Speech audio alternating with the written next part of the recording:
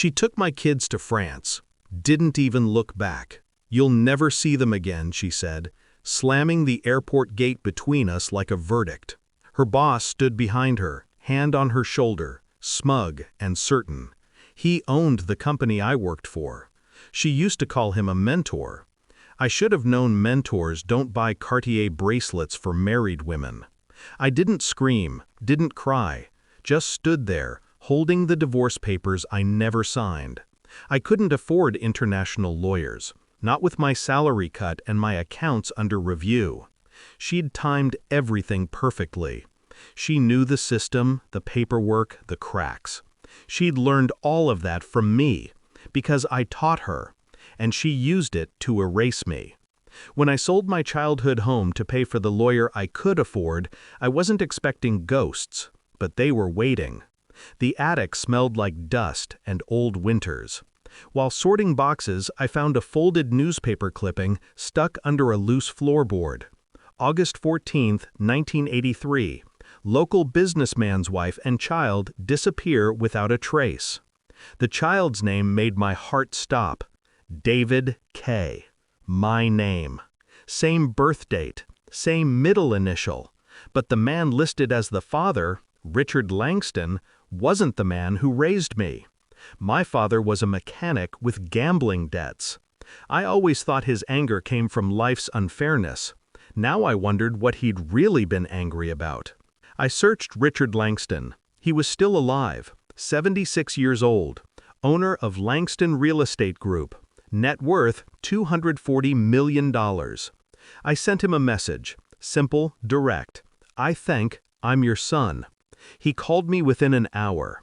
His voice cracked when he said, "I never stopped searching. They told me you were dead."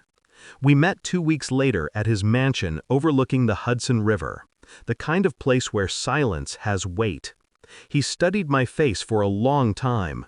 Then he took off his gold ring and pressed it into my palm. "I gave this to your mother the night before she vanished. You have her eyes." That was the moment everything clicked. The dates, the timelines, my mother's evasive stories, my father's sudden move across states in '84. I'd been living someone else's life, built on someone else's crime. I told Richard everything, about my wife, my kids, the man she ran off with. He listened quietly, then said, "You were kidnapped, David, raised by a thief, married by one. Maybe it's time you stopped letting people take from you." His words didn't sting. They rewired something. He offered me what I never had before: resources, lawyers, investigators, power, and I used all of it. The first move was silence. I let her think she'd won. No messages, no legal threats. Just quiet, because quiet is where people get careless. I started with her boss. His company had grown fast, too fast. Offshore accounts, falsified reports, bribed inspectors. My new team dug deeper than the law ever could. Then I found the weak link, his CFO. Gambling problem, hooked on painkillers. I didn't threaten him, I just offered him help. He gave me everything. Emails, recordings, fake invoices, all with my wife's name on them. She'd been laundering company money into a French account, using my identity as cover. So she hadn't just left me, she'd buried me legally too. Step 2, I rebuilt myself. New identity, new company, Langston & Co. Real Estate Investments. My father made me a silent partner. Publicly, I was just another executive. Privately, I owned controlling shares in the European branch, registered under a trust she couldn't trace. When she Googled me, I'd be gone.